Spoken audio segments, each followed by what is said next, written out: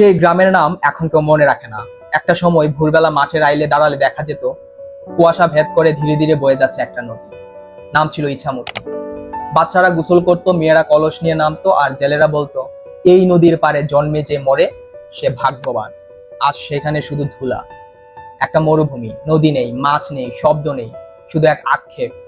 একটা চোর এসেছিল এই দেশে, আমাদের জীবন থেকে নদীটা চুরি করে নিয়ে গিয়েছিল সে। চোরটা ছিল সাদা চামড়ার, পরনে ছিল ইউনিফর্ম, হাতে ছিল একটা ম্যাপ। তার চোখে নদী ছিল না, ছিল একটা কৌশল, রিসোর্স কন্ট্রোল স্ট্র্যাটেজি। সে জানতো যদি একটা জাতিকে দুর্বল করতে হয় তাহলে তাদের লাইফ সোর্স অর্থাৎ নদী, পানির প্রবাহকে থামিয়ে দিতে হবে। এটাই ছিল ইংরেজদের ওয়াটার ডমিনেশন পলিসি। তারা কেবল আমাদের শাসন করেনি, আমাদের নদীও চুরি করে নিয়ে গিয়েছিল। এখন যে কথাগুলো বললাম এটা কোনো গল্প নয়, এটা বাস্তবতা। আজকে আমরা জানবো একটি চুরি হওয়া নদীর ইতিহাস। বঙ্গদেশ ছিল নদীমাতৃক। তখন নদী ছিল ট্রান্সপোর্টেশন, এগ্রিকালচার, ট্রেড সবকিছুর প্রাণ। পদ্মা, মেঘনা, যমুনা, তিস্তা, করতে নদীগুলো কেবল পানির ধারা ছিল না, ছিল আমাদের জীবনের প্রবাহ। ঔপনিবেশিক আমলে ব্রিটিশরা প্রথমেই বুঝতে পারলো এই দেশের পাওয়ার স্ট্রাকচার কেবল নদীকে কেন্দ্র করেই তৈরি হয়েছে। তারা জানলো যদি তারা নদীকে নিয়ন্ত্রণ করতে পারে তাহলে তারা পারে এই জাতিকেও নিয়ন্ত্রণ করতে।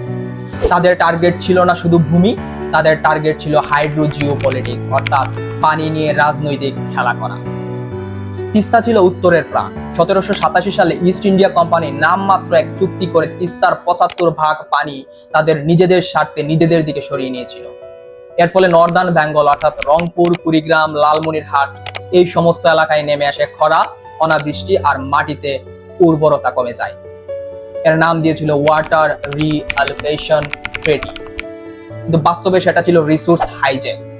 তারা বলেছিল this is for irrigation and better water use, কিন্তু তারা ব্যবহার করেছিল এটাকে অপারেশন টুল হিসেবে। 1860 সালের দিকে ব্রিটিশরা ক্যানেল কলোনিজ তৈরি করতে শুরু করে পাঞ্জাবের দিকে। তারা চেয়েছিল একদম পরিকল্পিত কৃষি ব্যবস্থা যেখানে পানি থাকবে তাদের নিজেদের নিয়ন্ত্রণে। এই জন্য তারা গঙ্গা এবং ব্রহ্মপুত্রের উজানে ডাইভারশন পয়েন্ট বসিয়ে দিয়েছিল। এর ফলে ডাউন স্ট্রিম বেঙ্গল অর্থাৎ বাংলাদেশ তার পানির ভাগ স্বাভাবিকভাবেই পায়নি। তারপর একটা টার্ম আসে ক্যানেল মনোপলি, সোজা কথায় বললে আপ স্ট্রিম, অর্থাৎ যেখান থেকে পানির উৎস সেইখানে বাঁধ দিয়ে দেওয়া, যার ফলে ডাউন স্ট্রিম অর্থাৎ ভাটিতে কেবল কান্নার রোল পানির অভাবে। 1943 সালের দুর্ভিক্ষ, যদিও মূল কারণ ছিল খাদ্য ঘাটতি ও ব্রিটিশের ওয়ার সেন্ট্রিক পোর্ট পলিসি, কিন্তু আরেকটি গোপন কারণ ছিল নদীর প্রবাহকে থামিয়ে দেওয়া বা থেমে যাওয়া। চাষিরা ধান ফলাতে পারছিল না, তখন সেচ ব্যবস্থা ভেঙে পড়েছিল একদম। একসময় যেই নদী ছিল কৃষকের বন্ধু, সেই নদী তখন শুকিয়ে গিয়েছিল ব্রিটিশ মেড আপস্ট্রিম ব্লকেটস এর কারণে। এটাই ছিল ইনডিরেক্ট ইকোসাইড, অর্থাৎ প্রকৃতিকে হত্যা করা, মাটিকে অনুর্বর করে তোলা। একটা কথা বলি, ইংরেজরা কেবল যুদ্ধেই দক্ষ ছিল না, তারা ছিল মাস্টার অফ কার্টোগ্রাফি, অর্থাৎ তারা মানচিত্রের খেলোয়াড়। তারা মানচিত্র নিয়ে খেলাধুলা করতো পুরো পৃথিবীর সাথে। তারা প্রতি নদীর প্রবাহের উপরে গবেষণা করে ড্রেনেজ ম্যানিপুলেশন প্ল্যান বানিয়ে দিয়েছিল। এখনো পাওয়া যায় সেই ম্যাপ যেখানে লেখা ছিল কোন নদী কিভাবে বাঁকাবে, কোন নদীতে কখন বাঁধ দিতে হবে, কোন নদীকে শুকিয়ে ফেলতে হবে, কোন নদীর প্রবাহের দিক পরিবর্তন করতে হবে।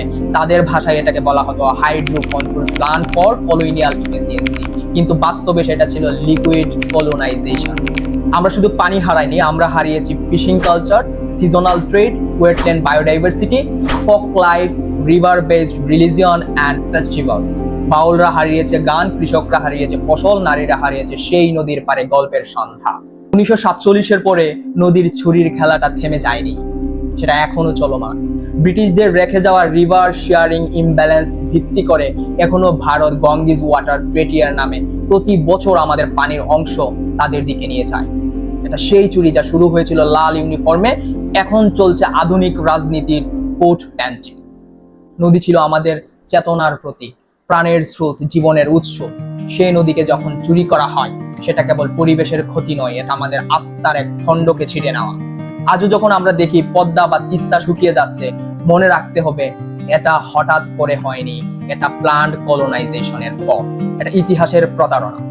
আমাদের উচিত সেই ইতিহাস মনে রাখা, বুঝে নেওয়া যে water is not just a resource, it is a political পাওয়ার। পরবর্তীতে কোনো ভিডিওতে আপনাদের সাথে দেখা হবে, সেই পর্যন্ত ভালো থাকুন। ধন্যবাদ সবাইকে।